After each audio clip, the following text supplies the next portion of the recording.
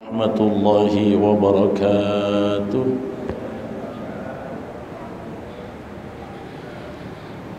Alhamdulillah nahmaduhu wa nasta'inuhu wa nastaghfiruh wa na'udzu billahi min shururi anfusina wa min sayyiati a'malina. Man yahdihillahu fala mudilla lahu wa man yudlil fala hadiya lahu. Asyhadu an la ilaha illallah wa asyhadu anna Muhammadar Rasulullah. Allahumma salli wa sallim wa barik ala nabiyyina Muhammadin al-mab'uts rahmatan lil alamin wa ala alihi wa sahbihi ajma'in, amma ba'd. Yang saya hormati Ketua DKM Nurul Islam dan semua pengurus, imam masjid, orang-orang tua kami, tokoh-tokoh agama cerdik pandai, dan semua hadirin hadirat jamaah tanpa terkecuali. Alhamdulillah, bersyukur kepada Allah, malam hari ini walaupun cuaca hujan, Allah masih memberikan kita kekuatan untuk bermajlis ilmu, yang mana ilmu agama ini kita memang sangat berhajat kepadanya demi keselamatan kita dunia dan akhirat. Baik jemaah sekalian, malam ini kita melanjutkan hadis yang terakhir dari bab mujahadah, ya. Hadis yang ke-17. Adapun hadis yang ke-17 ini dari Sa'id bin Abdul Aziz, dari Rabi'ah bin Yazid, dari Abi Idris Al-Khawlani, dari Abu Dzar Jundub bin Junadah radhiyallahu anhu. Beliau meriwayatkan dari Nabi sallallahu alaihi wasallam, yang Nabi meriwayatkan riwayat dari Allah, yaitu hadis qudsi, ya. Hadis qudsi sebagaimana yang sering saya informasikan adalah firman Allah tapi tidak masuk dalam Al-Quran. Redaksinya dari Allah tetapi melalui Nabi yang sampaikan, ya, menjadi kalam Nabi. Kalau Al-Quran kan kalamullah, ya. Tapi kalau hadis qudsi memang wahyu dari Allah tapi pinjam lisan Nabi yang redaksinya, ya. Dia termasuk firman Allah tapi tidak termaktub di dalam Al-Quran. Dia bukan bagian dari Al-Quran. Dan biasanya hadis qudsi ini nada-nadanya hampir tidak pernah membahas tentang hakam hukum. Biasanya yang dibahas adalah fadilah, sifat Allah, keagungan Allah, hikmah-hikmah lah biasanya, ya. Nah, kenapa? Karena untuk menentukan hukum, ya, sumber intinya ada dua. Yang paling primer yaitu Al-Quran dan hadis, ya. Baik, Nabi bersabda, "Fima yarwi 'anillahi tabaraka wa ta'ala", ya, yang diriwayatkan dari Allah, annahu qala, bahwasanya Allah itu senantiasa sering, ya, memanggil kepada hamba-hambanya dengan berfirman, ya ibadi. Nah, kalau ada kata ya ibadi berarti Allah lagi ngajak ngomong kita. Ya ibadi, wahai hamba-hambaku. Yang pertama apa kata Allah? Inni haramtu dzulma ala nafsi. Aku mengharamkan kezaliman untuk diriku. Jadi yang pertama itu, ya, inni haramtu dzulma ala nafsi wa ja'altuhu bainakum muharraman. Begitu juga di antara kalian yang namanya kezaliman itu haram. Enggak boleh berbuat zalim, ya. Maka kata Allah, fala tadzalamu, janganlah kalian saling menzolimi, ya. Maksudnya apa? Allah itu mengharamkan zalim. Allah itu sama manusia tidak akan pernah zalim, tidak akan pernah, ya. Contohnya begini, Ada orang yang suka bilang, kalau Allah itu maha pengasih, maha penyayang, kenapa ada orang masuk neraka? Berarti Allah ingin menzalimi hambanya. Kan orang banyak tanya begitu. Padahal kalau di awal dari runut, mundur dari awal, nggak pernah Allah menginginkan hambanya masuk neraka. Buktinya Allah kasih petunjuknya, Allah kirimkan nabinya, Allah kasih pedomannya kitab suci, Allah sediakan surganya, ada juga nerakanya. Kalau dia mau ikut sesuai dengan aturan Allah, sesuai dengan koridornya, ikut relnya sampai di ke surga. Tapi manusia itu kadang sudah dikasih jalan, dikasih mata bisa nengok, kuping bisa dengar, mulut bisa membaca, hati bisa berpikir, bisa mentadaburi, akal bisa berpikir, Qur'annya udah ada, nabinya sudah kasih hadis, firman Allahnya sudah jelas, tapi manusia sendiri yang tak mau ambil itu, malah dia ambil jalan ke neraka. Jadi Allah itu tidak akan pernah zalim. Ya, zalim ini kata para ulama adalah yad'u syai' fi ghairi mahalliha, menempatkan sesuatu tidak pada tempatnya, itu zalim. Ya, dan Allah pasti akan menempatkan sesuatu pada tempatnya. Ya, kenapa kalau gitu? Kalau Allah tidak pernah zalim, ada neraka. Ya, neraka itu konsekuensi diuji kita di dunia kan. Ini jalan surga, ini jalan neraka. Kalau mau jalan surga, ini jalannya, patuh aja engkau, aman. Tapi kadang manusia itu yang justru lari dari jalan yang benar. Qurannya udah jelas, kenapa nggak diambil? Jalan lurusnya ada, kenapa kau mencong? Nabi kasih peringatan, kenapa kau tak ikut? Malah dia ikut jalan sesatnya syaitan. Akhirnya dia tersasar ke neraka. Salah satu bukti Allah tidak pernah zalim sama hambanya adalah setiap anak bayi lahirnya awalnya Islam. Semuanya. Semua anak bayi. Berarti memang dari awal modalnya udah bersih, kertas putihnya Islam. Tapi nanti ibu dan bapaknya lah yang menentukan agama dia selanjutnya, betul kan? Waktu lahir semuanya, mau orang Cina, mau orang Eropa, Afrika, lahir tuh Islam semua.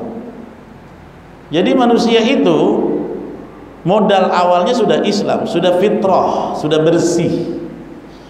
Makanya Nabi dalam hadis bilang begitu, kullu mauludin yuladu 'alal fitrah. Setiap anak lahir dalam keadaan fitrah. Apa itu fitrah? Suci. Apa itu suci? Islam.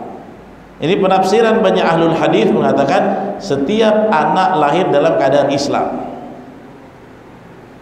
Maka fa'abawahu, kedua orang tuanya lah yang menjadikan dia Yahudi, Nasrani, Majusi. Jadi dari awal dikasih modalnya sudah bersih kan? Bahkan dikasih modal, bukan kertas putih, nggak ada agama. Dari awal lahir itu sebetulnya udah Islam. Karena waktu kita di perut ibu kita sudah bersaksi, alastu bi rabbikum qalu bala syahidna. Apakah aku Tuhan kalian wahai ruh? Ketika ditiup di perut ibu, semua ruh mengatakan, iya, kami bersaksi engkau adalah Tuhan kami. Islam kan? Berarti dia lahir Islam. Nah, nanti lahir di mana? Lahir di mana? Itu yang menentukan dia. Makanya orang tua dan lingkungan dia lah yang menentukan agama dia selanjutnya. Tapi kan kalaupun dia lahir tiba-tiba jadi ikut Nasrani, tapi kan dia dengar Quran itu ada. Dia dengar Nabi Rasulullah itu ada. Dia tahu tuh kebenaran itu disuarakan. Kalau dia ambil dia selamat. Kalau dia tak ambil dia tersesat. Allah tidak mau zalim, ya. Bahkan ada satu kebaikan yang bapak ibu lakukan, orang tak lihat, manusia tak bilang berterima kasih, manusia tidak ucap syukur, tetap Allah tidak akan luput kasih pahala. Ya, kalaupun ada bapak datang ke masjid ini jam 1 malam masukin tromol 1000 perak, gak ada orang satupun yang tahu.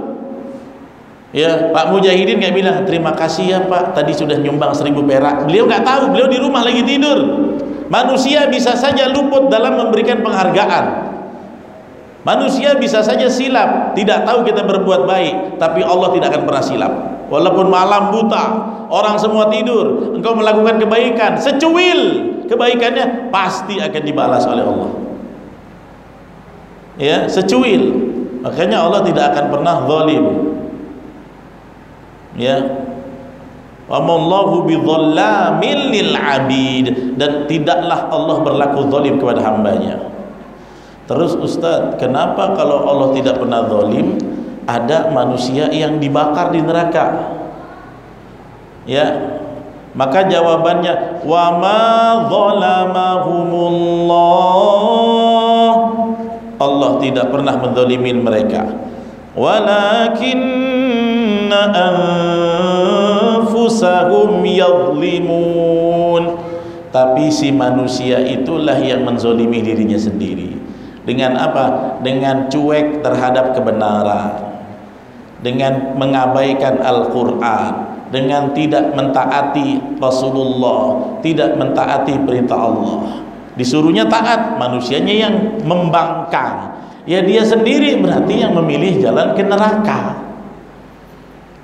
Ya, salah satu buktinya manusia itu sebenarnya penduduk surga. Semua kita sebenarnya itu aslinya orang surga.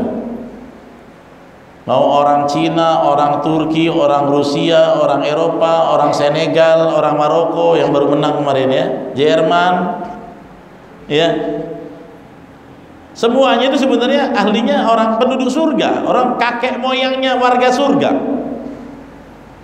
Saya tanya, orang Indonesia kakek moyangnya siapa? Nabi Adam alaihissalam. Saya tanya orang Palestina kakek moyangnya siapa? Sama, Nabi Adam, bapaknya manusia kan? Orang Jerman kakek moyangnya siapa? Sama, Nabi Adam. Kalau teori Islam begitu, kalau teori Darwin lain. Kakek moyang kau siapa? Pithecanthropus erectus gitu. Nenek moyang saya monyet. Nah, itu sebenarnya teori Darwin itu batil, jangan dipercaya. Jangan mau, saya waktu kecil di sekolah didoktrin percaya teori Darwin, bohong. Masa manusia disamain kayak monyet? Ya, tanya sama si Darwin itu, mau nggak dia dibilang saudara monyet? Dia aja tak mau, disuruh-suruh orang bilang kayak monyet. Pithecanthropus erectus, Homo sapien, apalagi ya. Kalau ditanya nenek moyang kamu siapa? Nabi Adam. Bukannya kamu terlahir dulu bangsa monyet? Enggak lah, saya dari anak cucu Adam. Makanya teori silsilah para nabi dari Nabi Adam sampai Nabi Muhammad sampai sekarang membantah yang namanya teori Darwin. Orang dia tidak punya fakta empirik menentukan teori kok, cuma terawang-terawang. Saya pernah mendengar ulasan tentang teori Darwin, dia itu cuma menganalogi makhluk yang satu yang punya kemiripan dengan yang lain, dianggap itu satu evolusi katanya. Satu evolusi. Bilang bebek sama ayam mirip kan? Ah, ini evolusi aslinya adalah ini. Itu ngarang dia semua. Manusia purbakala itu, manusia purbakala ya sebenarnya bukan nenek kakek moyang kita Nabi Adam. Coba kalau manusia purbakala ada, itu kakek moyang tahun berapa dia hidup? Nabinya siapa waktu itu? Ya. Orang Jerman, orang Cina, orang Turki, orang Ghana, orang Maroko, orang Senegal, kakek moyangnya Nabi Adam. Saya tanya sama Bapak Ibu, Nabi Adam itu tinggalnya di mana? Di surga. Kemudian karena memakan buah khuldi, ya, memakan buah terlarang, dihukum di dunia sebagai ladang amal dan pertaubatan. Nabi Adam sudah berhasil menebus kesalahannya. Sekarang beliau di alam kubur nunggu nanti masuk surga. Ya kan? Nah, kita ini cucu-cucunya Nabi Adam, ya pulangnya ke sana harusnya. Kita itu anak surga, makanya pulangnya harusnya ke surga. Tapi kenapa Ustadz ada yang ke neraka? Dia tak mau balik. Dia malah ikut jejak setan. Kalau dia ikut Al-Quran, ikut jalan yang sudah dikasih, ikut kata Rasulullah, ya udah dia balik ke tempat yang benar, ke surga. Kita semua gitu. Ya. Maka Allah tidak akan pernah menzalimi hambanya. Inni haramtu zulma ala nafsi. Aku mengharamkan kezaliman untuk diriku, wa ja'altuhu bainakum muharraman, dan aku jadikan juga haram di antara kalian. Kemudian yang kedua kata Allah, ya ibadi, wahai hamba-hambaku, kullukum dhallun, kalian itu tersesat, illa man hadaituhu, kecuali siapa yang aku beri petunjuk. Ini maksudnya bahwa petunjuk itu murni di tangan Allah. Ya, makanya kita jangan putus doa untuk terus dikasih petunjuk. Saya udah Islam 20 tahun Ustadz, gak perlu saya minta. Justru kalau gak minta takutnya nanti hidayahnya hilang. Bapak ibu semua, teman-teman jamaah sekalian, kita itu wajib meminta hidayah setiap hari. Wajib, gak boleh tidak. Setiap hari wajib. Bahkan kalau ada di antara bapak ibu jamaah tidak minta hidayah dalam sehari, sama sekali nggak pernah minta, nggak akan diterima sholatnya. Kenapa? Di dalam sholat ada satu bacaan yang di situ artinya adalah minta diberikan hidayah di jalan yang lurus, yaitu di surat Al-Fatihah. Iya kan? Sekarang saya tanya, kalau ada orang yang tak mau baca ihdinas siratal mustaqim, sah nggak sholatnya? Nggak sah. Dia harus baca setiap hari. Tak bisa tak baca. Pernah nggak Bapak Ibu terfikir, kenapa kita dipaksa minta hidayah tiap hari, sehari 17 kali? Ya kan? Sholat subuh 2 kali kita bacakan, sholat zuhur 4 kali, sholat asar 4 kali, sholat maghrib 3 kali, sholat isya 4 kali. Kenapa kita disuruh minta ihdinas siratal mustaqim, tunjuki kami jalan yang lurus, padahal kita sudah KTP-nya Islam dari lahir? Kenapa? Ini al-hathu ala talabil huda au hidayah lil insan, ya, anjuran kepada setiap insan meminta setiap hari, setiap saat kepada Allah hidayah, itu jangan sampai lari. Ya, makanya dalam hadis qudsi ini Allah ingatkan, ya ibadi kullukum dhallun, semua kalian itu tersesat, illa man hadaituhu, kecuali sesiapa yang aku berikan dia hidayah. Fastahduni, mintalah hidayah padaku. Nah, tuh lihat, minta hidayah itu padaku. Ahdikum, aku akan berikan kalian hidayah. Ya, jadi tetap hidayah dari Allah, kita cuma ikhtiar saja.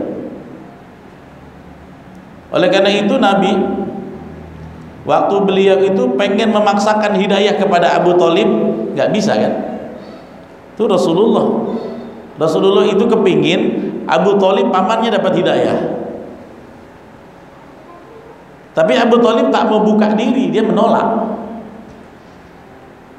Makanya ada cerita Nabi itu sampai nangis-nangis, kalau perlu menjilat-jilat badan Abu Thalib supaya badannya nggak dibakar api neraka, tapi nggak bisa. Ya, apa kata Allah? Innaka la tahdi man ahbabt. Muhammad, engkau tidak bisa beri hidayah kepada siapa yang kau cintai. Walakinallaha yahdi man yasha. Tetapi Allah beri hidayah kepada siapa yang Allah kehendaki. Makanya mintanya ke Allah. Ya. Nah, karena itu dalam hadis qudsi ini kata Allah, setiap kalian itu tersesat illa man hadaituhu, kecuali siapa yang aku kasih hidayah. Fastahduni ahdikum, mintalah hidayah kepadaku, aku kasih kalian hidayah. Yang berikutnya kata Allah apa? Ya ibadi, wahai hamba-hambaku, kullukum ja'i'un, setiap kalian itu lapar.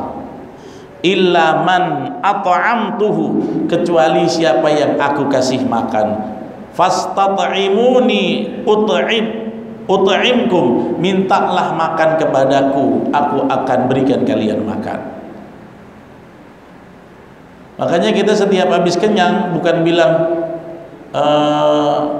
asi kenyang karena aku bisa cari makan, tidak. Doanya kalau kita habis makan sudah apa? Ingat Allah yang ngasih. Ya, Habis makan kenyang, apa doanya? Alhamdulillahilladzi at'amana wa saqana wa ja'alana minal muslimin. Artinya apa? Segala puji bagi Allah yang telah memberi kami makan. Saya kepala keluarga, saya cari makan, kau cuma ikhtiar. Allah yang buka rezeki kamu, maka itu dari Allah hakikatnya. Kamu cuma jemput aja, jemput duitnya, antar ke tukang makanan, tukang beras, Allah kirim. Doanya begitu kan, alhamdulillahilladzi at'amana wa saqana. Ya, segala puji hanya bagi Allah yang telah memberi kami makan, yang telah memberi kami minum. Ya. Nah, karena itu mintalah kepada Allah. Di antara redaksi doa yang Nabi selalu baca meminta rezeki dari Allah adalah doa pagi petang. Allahumma inni as'aluka ilman nafi'an wa rizqan thayyiban wa amalan mutaqabbalan. Nabi tiap hari berdoa itu supaya diberikan rezeki yang baik, ya. Kemudian kata Allah apa lagi? Ya ibadi kullukum arin. Setiap kalian itu bertelanjang, tidak punya baju, illa man kasautuhu, kecuali yang aku berikan kalian rezeki pakaian. Fastaksuni aksukum, mintalah pakaian kepadaku, aku akan kasih. Yang selanjutnya kata Allah, ya ibadi wahai hambaku, innakum tukhtiun, sesungguhnya kalian semua itu berdosa, melakukan kesalahan kepadaku, billaili wan nahar, malam siang kau buat dosa. Tapi apa kata Allah? Wa ana aghfiru dzunuba jami'a, tapi aku mengampuni semua dosa. Ya, fastaghfiruni, mintalah ampun kepada aku, aghfir lakum, aku akan ampuni kalian. Allah tahu kan, ini harapan nih. Redaksi hadis ini harapan buat orang yang bilang, Ustaz, saya pengen sholat ke masjid, saya pengen ikut pengajian, saya ingin ikut majelis ilmu, saya masih gak enak sama diri saya. Kenapa? Saya masih kotor, saya masih banyak dosa. Justru ketika banyak dosa, berbuat baik supaya terhapus. Tapi dosa saya besar, Allah belum tentu ampuni. Mana lebih besar dosamu dengan masjid ini? Wah, lebih besar dosa saya. Mana lebih besar dosamu dengan Tanjung Pinang? Besar dosa saya lagi. Mana lebih besar dosamu dengan Indonesia? Wah, lebih besar dosa saya. Mana lebih besar dosamu atau 7 petala langit dan bumi? Mana lebih besar? Dosa saya tak sebesar itu. Ampunan Allah lebih dari langit, 7 langit dan bumi. Makanya jangan pesimis. Semua dosa diampuni Allah, walaupun kalian berdosa siang malam. Ini dijemput oleh Allah. Makanya ya ibadi kullukum innakum tukhti'una fil laili wan nahari. Kalian berdosa, buat dosa siang malam. Wa ana aghfiru dzunuba jami'a, tapi aku mengampuni semua dosa. Fastaghfiruni, mintalah ampunan kepadaku, aghfir lakum, aku akan ampuni kalian. Ya, makanya kalau ada teman-teman Pak, teman-teman kita yang belum mau hijrah, belum mau taat. Kadang-kadang kita kan udah umur segini ketemu teman sekolah, sholat pun belum mau, ada kan? Ya kan? Biasanya suka bilang gini, kalau teman-teman sekolah saya ketemu, saya dulu SMP 5 Pak, SMP 5 saya. Ketemu teman lama, aduh Zah, engkau udah jadi ustadz ya katanya, enak ya. Aku belum lagi nih, doakanlah supaya aku bisa dipanggil gitu ya. Maksudnya apa? Biar dipanggil macam engkau ke masjid setiap hari, saya bilang. Dia bilang gitu kan. Lah kenapa nggak ke masjid? Yuk kita sama-sama lah sekarang. Nampaknya sia-sialah. Kenapa? Aku masih kotor lah, ada dosa. Justru kalau kotor tuh jangan didiamkan, bergerak, saya bilang gitu. Kalau kotor pergilah cari air, cari deterjen, cari bersih-bersih. Di mana? Sholat itu yang membersihkan. Kalau kotor kau diamkan, bergerak lama-lama. Tapi aku masih, aduh, ada begitu Pak. Mungkin kayaknya masih suka minum sampai botak gitu kan? Minum sampai botak. Udah, nggak apa-apa, ikut pengajian. aku masih kotor, nggak apa-apa. Nah, gitu kita harus bilang begitu Pak, supaya orang itu ada harapan untuk kembali kepada ketaatan. Jangan pula kita bilang ada orang nih kita ajak sholat tapi dia suka bermaksiat, dia suka mabuk gitu kan, percuma why kau sholat. Jangan dibilang percuma, malah lemah kawan itu. Percuma, baik kau tak usah sholat lah. Kau sholat kau minum, jangan. Justru orang yang suka mabuk kita rayu biar mau sholat supaya dia bersimpuh kepada Allah. Mudah-mudahan dengan itu ringan hatinya, dia sadar dosa-dosanya, Allah ampuni, Allah bersihkan.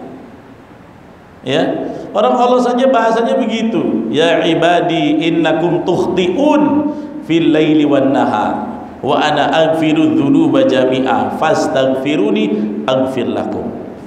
Ya, kalian semua buat dosa siang malam, tapi aku mengampuni dosa. Semua dosa aku ampuni. Mintalah ampunan, maka aku akan ampuni kalian.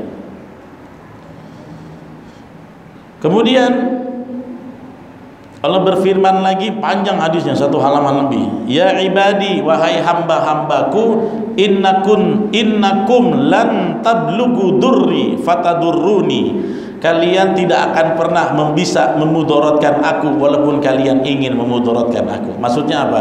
Kalau ada hamba-hambanya manusia nggak mau sholat, itu nggak bikin Allah lemah dan rugi. Jadi jangan dikira begini, kita nggak usah sholat yuk biar Allah itu lemah. Sholatnya itu untuk Allah, tidak. Ya, tidak. Sholat itu buat kita.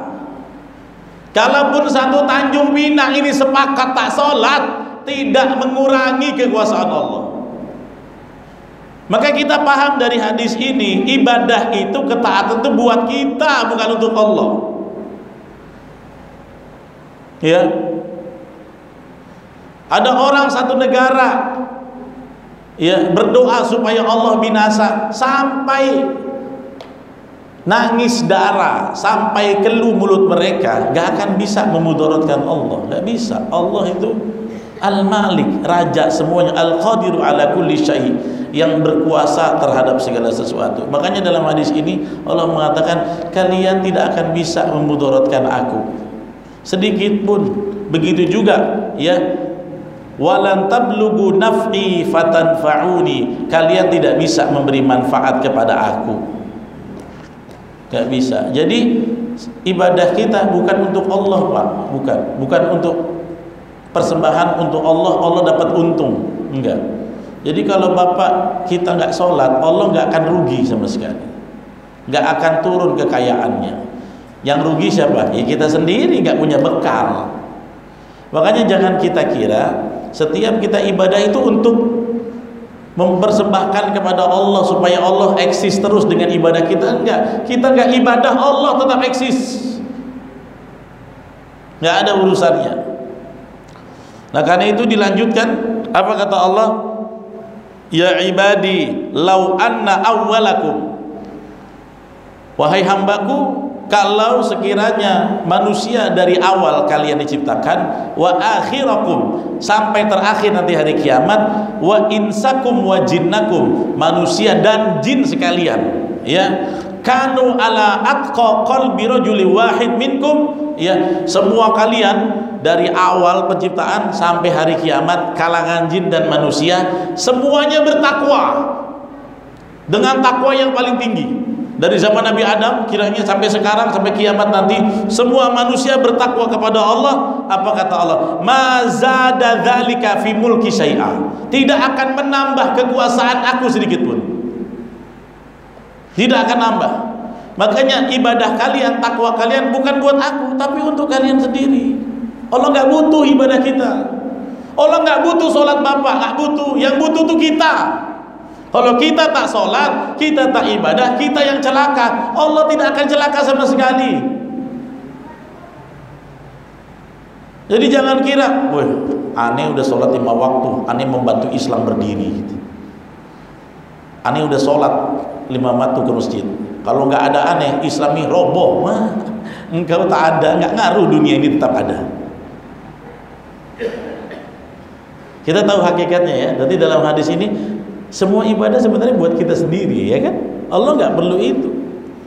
Nah, yang kedua, ya, Apa kata Allah? Ya ibadi, wahai hamba-hambaku, lau anna awwalakum wa akhirakum wa insakum wa jinnakum. Sama.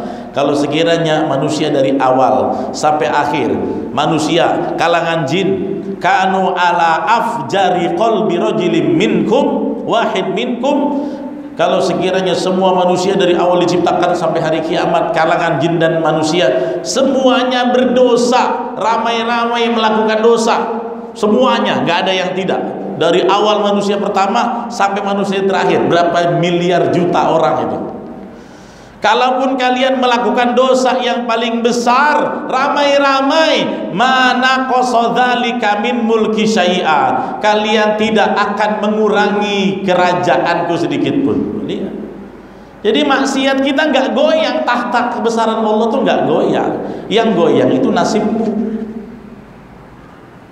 nasib kita yang goyang. Ya, ini kekuasaan Allah. Kemudian Allah bilang lagi, ya ibadi, wahai hambaku, lau anna awwalakum wa akhirakum wa insakum wa jinnakum, kalau sekiranya manusia dari awal sampai akhir hari kiamat, kalangan manusia ngumpul semua, kalangan jin mengumpul semua, qamu fi sa'idin wahid, kalian berdiri semua ramai-ramai di atas tebing, semua manusia di dunia ini, fasa'aluni, kemudian meminta kepadaku, fa'ataituhu, aku kasih semua doa-doanya, ya, mana qasadzalika mimma indi, kalian semua rame-rame minta, aku kasih semua permintaannya, kekayaan aku tidak akan pernah hilang. Ya, satu-satunya zat yang diminta makin senang itu cuma Allah. Selain itu, ya, makhluk diminta nggak suka. Tanya aja Pak Gubernur, tiap hari diminta orang, suka tak dia? Tak suka. Tanya aja Pak Jokowi, diminta sepeda, tak suka dia.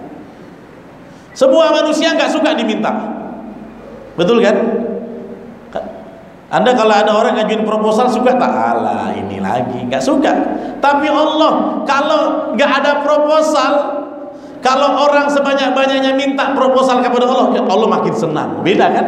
Satu-satunya zat yang ada di alam semesta ini yang senang diminta adalah Allah. Malah kalau ada orang yang tak minta, Allah bilang sombong kamu nggak butuh saya ya.